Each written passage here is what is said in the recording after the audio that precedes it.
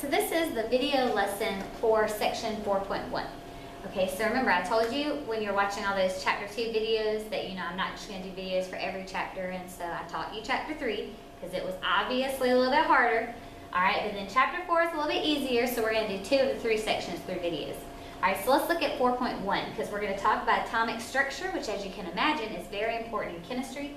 We care about the structure of the atom because it's responsible for the properties of the elements, for how they react and all that kind of stuff, and that's what we care about. Alright, so let's look at 4.1.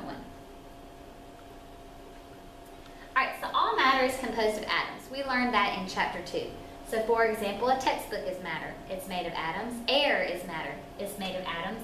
On the other hand, light is not matter. It's made of energy. An atom is the smallest particle of an element that retains its identity in a chemical reaction. Again, we learned that in chapter 2, so this is just kind of review. Okay, you can break an element down smaller and smaller and smaller, but once you get to an atom, you can no longer break it down, or it's not that element anymore. So Democritus was a Greek philosopher. He lived many centuries ago, and he was the first person to come up with the idea of atoms. He called them atomos, and atomos actually means indivisible. And so he believed that atoms were indivisible and indestructible. Now, for him to come up with this idea was incredibly amazing because back in his time, people still kind of focused on things like, everything's made of earth, fire, water, and air type thing, kind of like the Avatar type concept. And so for him to come up with this, it was way ahead of his time because, they didn't have things like we have nowadays, like electron microscopes that can see, the tiniest of things. So again, it was really amazing that he came up with the idea of atoms to begin with. But of course, we need to expand on indivisible and indestructible. So that is what John Dalton did. So John Dalton lived centuries after Democritus. And so he came up with Dalton's atomic theory, and it has 4 parts. Okay, so first part is all elements are composed of tiny indivisible particles called atoms. Now, we know that atoms can actually be divided. You can split atoms, but that's through nuclear processes. If you split an atom, it's no longer the same element anymore. So just keep in mind that in our class, we're going to focus only on physical and chemical processes. Nuclear is like a whole different set of rules. Alright, second part is atoms of the same element are identical, and atoms of any one element differ from those of any other element. Now, the second part of the statement is true. Atoms of one element differ from atoms of another element. We'll talk about how, but it's by the number of protons. But this first part is actually not completely true.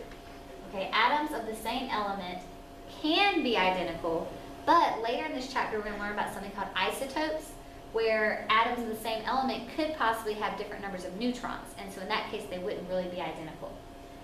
The third part of his is that atoms of different elements can physically mix together.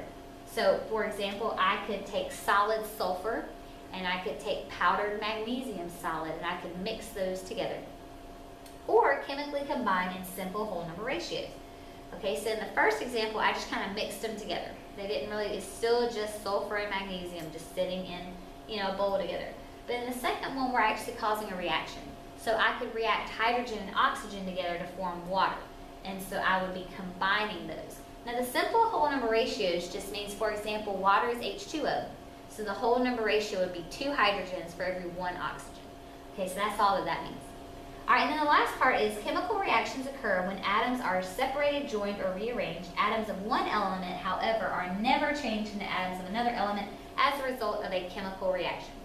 Okay, so remember, notice I've said as a result of chemical reaction, nuclear has its own rules, so, that's a little bit different. Alright. So, for Dalton's atomic theory, you don't need to be able to say these word for word. Like a good thing to do in your notes packet, just be kind of write an abbreviated version of what each means. Okay, so like for the first one, we could just say elements are made of atoms. Okay, here, I'll even write it up for us. Whoop, where's the marker? Alright, so for the first one, we could just shorten that into elements are made of atoms. Alright, and then the second one, it says atoms of the same element are identical, atoms of different elements are different. So we could just say atoms of the same element are identical. Because if we know the first part, wouldn't the second part also be true? If the atoms of the same element are identical, then atoms of different elements would have to be different. All right, so for the third part about physically mixing or chemically combining in these whole number ratios, we could just say elements can combine. We could just say elements can combine.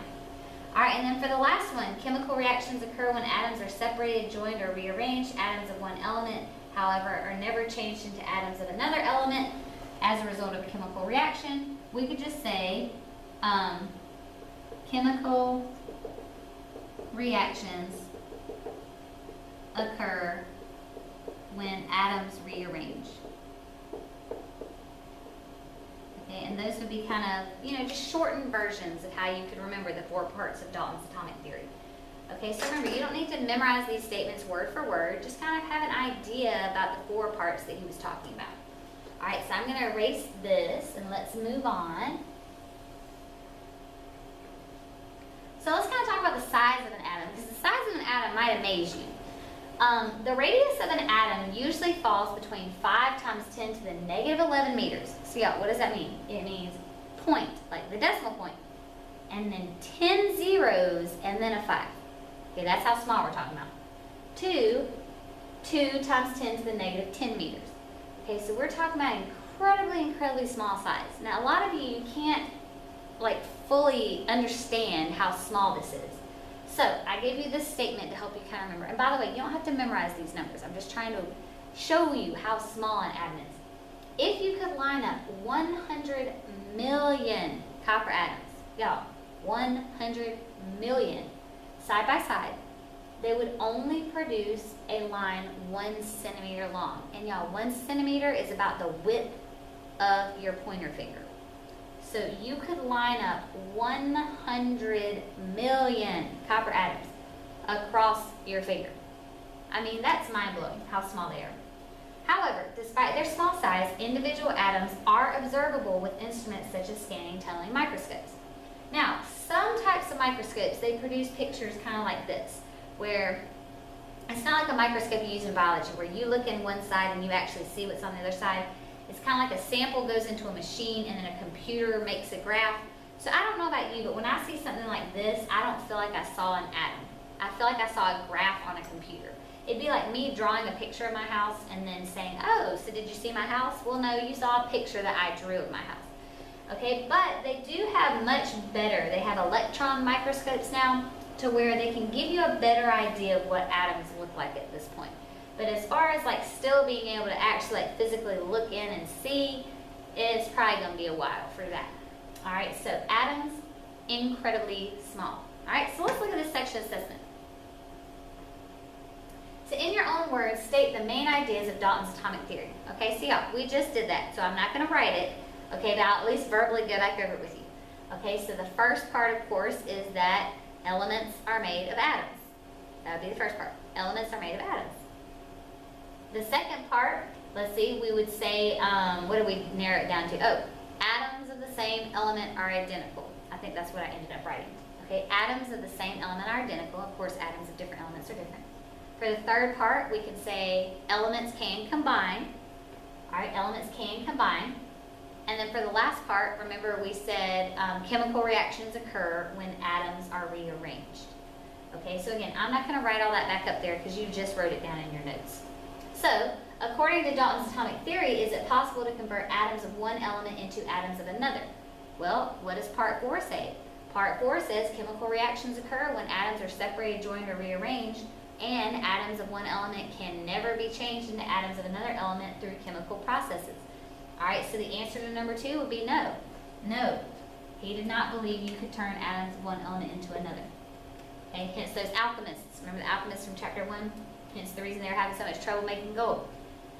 All right, and then the last one, we're going to have a flashback to chapter 3. Okay, I know y'all are all conversion factored out, but we're going to have a flashback back to chapter 3 just to help you remember that conversion factors are coming back, not for this chapter, but later. Okay, so it says, a sample of copper with a mass of 63.5 grams contains 6.02 times 10 to the 23 atoms. Calculate the mass of a single copper atom. Okay, so what we can do from the numbers in this problem is we can write our own conversion factor. Okay, so it's told me, I'm going to write it above here so I have room because my answer is going to come up down here. So it told me that 63.5 grams equals this number right here, 6.02 times 10 to the 23 atoms. Okay, that's my conversion factor.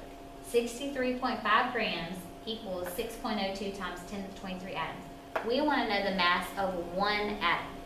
Okay, so of course, if I'm starting with one atom, which part would go on bottom? Hopefully you remember golden rule of converting, the atoms is going to go on bottom. So when we set it up, I'm going to click so it'll come up. When we set it up, it'll look a little something like this. So you have one copper atom, and then again, because I have atom on top, I'm going to put the atoms on bottom. So I'll put the 6.02 times 10 to the 23 copper atoms on bottom. That equals 63.5 grams on top. And so in this case, I would do 1 times 63.5 divided by 6.02 times 10 to the 23. And what I get is 1.05 times 10 to the negative 22 grams. So does that number make sense? With an atom being as small as it is, does it make sense that we have 10 to the negative 22 grams? Yes, it does. If I got a large number, I would know something must be wrong. All right, so that's just a little bit about background on the atom. All right, and so we'll learn a little bit more about the different parts like protons, neutrons, and electrons in section 4.2.